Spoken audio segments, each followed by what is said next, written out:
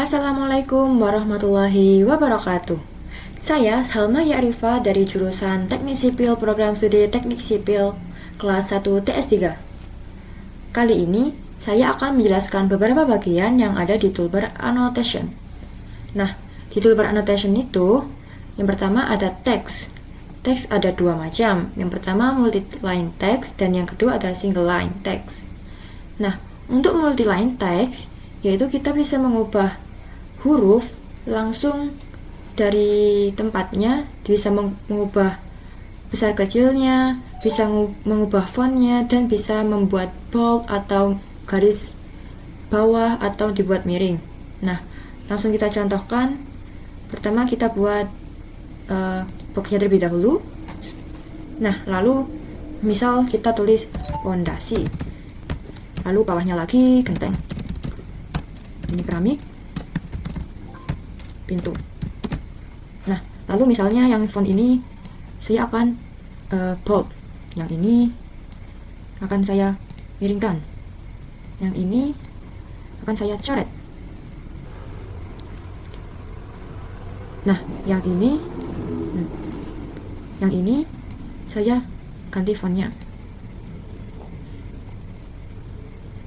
Nah, seperti ini. Lalu setelah itu kita klik seperti ini. Nah, kalau dari multi-line text, jika kita mengebloknya, kita itu bisa memindahkannya sekaligus seperti tadi. Nah, ini bisa kita pindahkan sekaligus. Dan bisa kita ubah fontnya.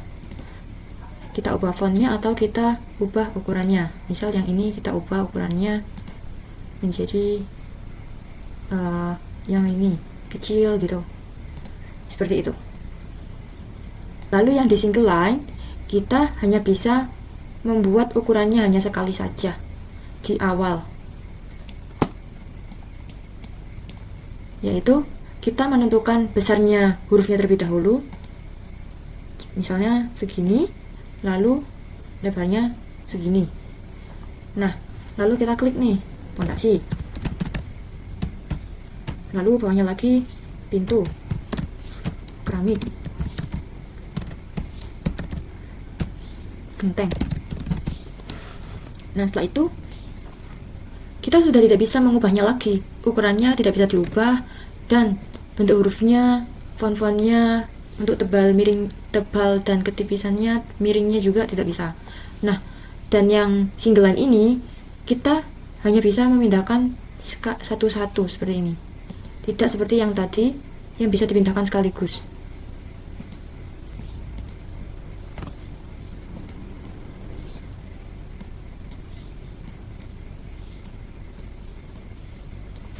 Nah, kalau yang ini kan kita bisa memindahkannya sekaligus seperti ini. Nah, jadi itu adalah teks. Lalu yang kedua ada leader. Nah, leader sendiri itu berfungsi untuk memberikan keterangan pada objek seperti ini. Nah, ini kan kita membuat keterangan, ini pasangan bata, ini sloof, ini rapat beton, ini pasir uruk. Nah, bagaimana sih caranya? Di sini saya sudah membuatkan pondasi juga. Saya akan mencontohnya seperti ini. Nah, yang pertama untuk membuatnya kita menggunakan leader ini. Yang pertama yaitu dari sini, yaitu pasangan bata. Nah, di leader ini kita juga bisa menentukan besar kecilnya huruf, font-fontnya, dan juga tebal tipis atau miring, begitu. Nah, kita tentukan dulu besarnya, misal 4, kita enter, lalu kita klik nih pasangan bata. Jangan tertipu dengan gambarnya ini seperti besar banget kan. Nanti kalau kita klik, nah segini, cukup kecil. Nah, di sini saya membuat huruf kapital semua, jadi akan saya samakan lagi. Kita tinggal klik ini 2 kali. Nah, setelah itu saya hapus. Kita klik pasangan bata. Nah, setelah itu sloof. Dari sini untuk ukurannya kita ganti dulu sloof. Setelah itu rapat beton.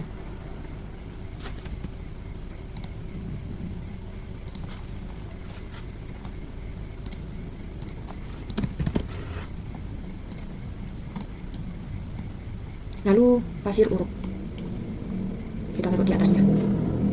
Kita taruh di sini saja.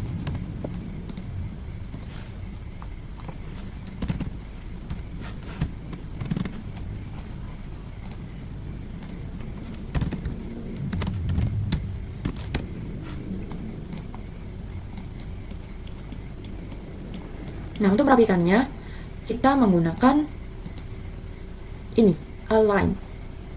Yaitu caranya kita blok terlebih dahulu mana saja yang akan kita rapikan. Nah, lalu kita ke align. Kita pilih untuk sebagai patokannya, misalnya yang ini. Nah, ini sudah terlihat lebih rapi sedikit. Lalu saya lanjutkan leader, ini tanah uruk.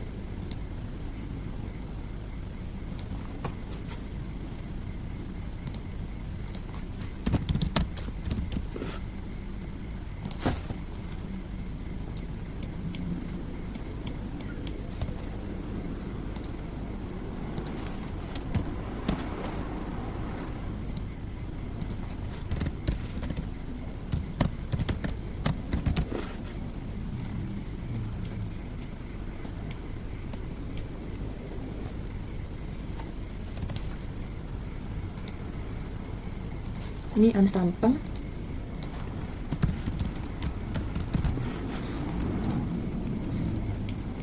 Dan yang ini pasir uruk.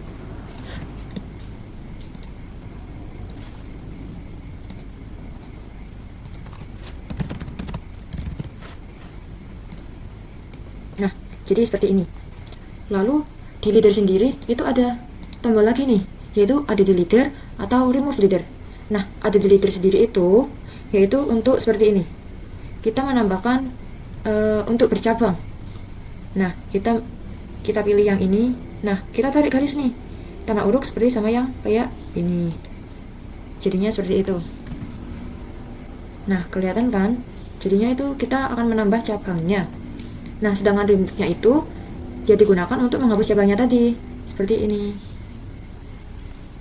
Nah, ini kita enter. Jadi seperti itu teman-teman. Setelah itu yaitu table. Nah, ini adalah table. Di sini kita bisa menentukan kolomnya kita ingin berapa dan barisnya kita ingin berapa. Misalnya saya ingin membuat kolomnya yaitu 4 dan barisnya yaitu 5.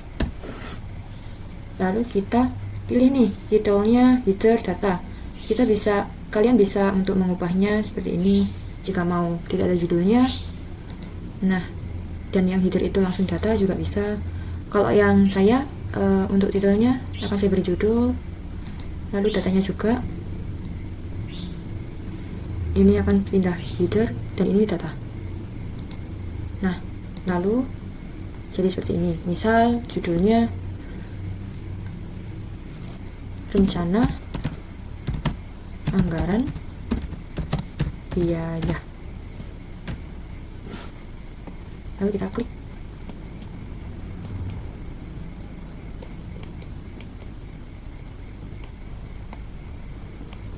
Jadinya seperti ini.